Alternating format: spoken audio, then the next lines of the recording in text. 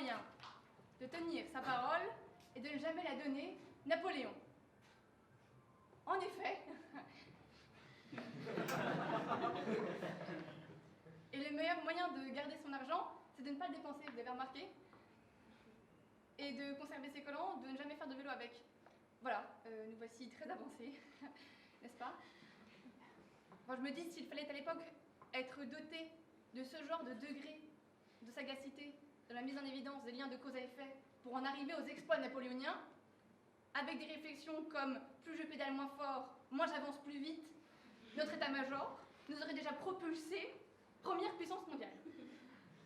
D'où cette vraie question. Mais que fait le gouvernement?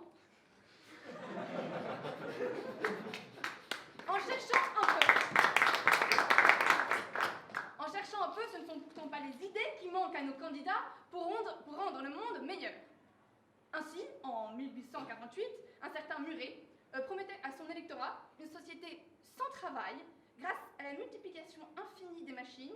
Les seuls emplois y auraient été occupés par des chiens savants chargés de surveiller des usines entièrement mécanisées. En 1946, Ferdinand Lope annonce sa candidature perpétuelle à toutes les élections, et parmi ses propositions les plus perspicaces pour sauver la France, un pont de 300 mètres de large pour abriter tous les clochards parisiens, des trottoirs roulants pour faciliter le travail des prostituées qui n'auraient plus à faire les 100 pas, et le boulevard Saint-Michel étendu jusqu'à la mer. Enfin, en 2016, un candidat, lui aussi doté d'un solide sens de l'humour, ne craint pas de promouvoir le retour à la torture, la construction d'un mur géant entre les États-Unis et le Mexique, et d'affirmer avec humilité « Je serai le meilleur président du pays, du travail que Dieu ait jamais créé ». Voilà. Il y a celle que l'on sait ne jamais pouvoir être tenue, celle dont on n'entend plus parler dès la victoire passée, celle qu'on aimerait ne jamais voir se réaliser. Les promesses électorales, nourriture du pauvre, odeur alléchante de dinde rôtie qui ne nourrit que l'esprit et dont on finit toujours par être la farce, paroles qui n'engagent vraiment que ceux qui les écoutent, politiques habiles et cuistots, ce n'est pas parmi eux que je trouverai l'espoir qui nous manque tant. Las, j'allume donc la radio et j'entends. Je vais t'aimer, comme on ne t'a jamais aimé. Je vais t'aimer plus loin que tes rêves n'ont imaginé. Je vais t'aimer comme personne n'a osé t'aimer. Je vais t'aimer. Oh, mon cœur frémit. À tant de perspectives. Mais après un rapide calcul, je déchante. Ou plutôt je chante. Caramel, bonbon et chocolat, je dis comportement, bah ouais. Est-ce lui porter atteinte que de penser qu'à 71 ans, la seule chose que Michel Sardou puisse encore faire trembler le soir, c'est sa tasse de verveine et non les murs de Jéricho.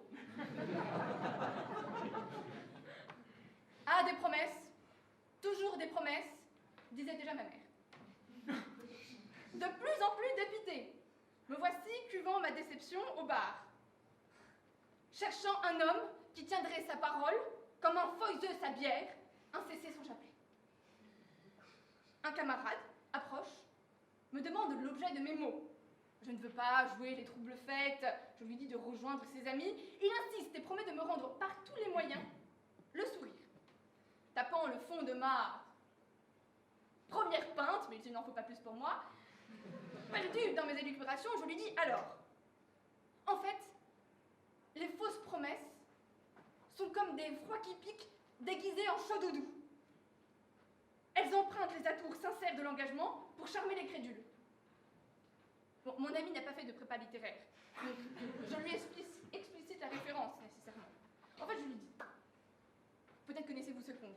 Il existe un pays chaud et doux, des chauds doudous, où les gens s'échangent des paroles douces et aimables, voilà, comme ça, tous les jours, gratuitement. Puis un jour, quelqu'un introduit dans le pays des chauds doudous les froids qui piquent. La première personne qui reçoit un froid qui pique devient méfiante et à son tour donne des froids qui piquent. Tout le monde est floué. Tout le monde se rend compte que les froids qui piquent sont faciles à donner, mais n'offrent pas du tout la même satisfaction qu'un chaud doudou. On tente de camoufler son froid qui pique en chaud doudou en plantant des plumes dessus, ben ça ne fonctionne pas du tout. Bon, là je me rends compte que mon ami est parti depuis longtemps. J'avais oublié que les plus lents à promettre sont d'ordinaire les plus fidèles à tenir. Mais j'y pense.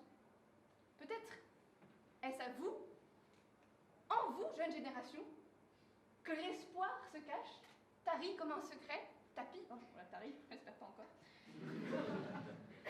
Qu'avez-vous fait pour les vacances? Moi, vous me touchez avec tendresse. Me voilà, je pense, peut-être un peu en avance, au rendez-vous de vos promesses. Tout vous tend la main. Le diplôme, les voyages. C'est le champ de tous les possibles qui s'ouvre. Vos promesses, en vérité, ne me les dites pas. Gardez-les précieusement pour vous. Promettez peu, tenez beaucoup. Restez fidèles à vos rêves sans en faire étalage. Et je vous souhaite de tout mon cœur pour cette année, pour votre scolarité qui vient, pour celle qui s'achève, une école pour les accomplir, des amis pour les tenir, et de l'amour pour les faire vivre.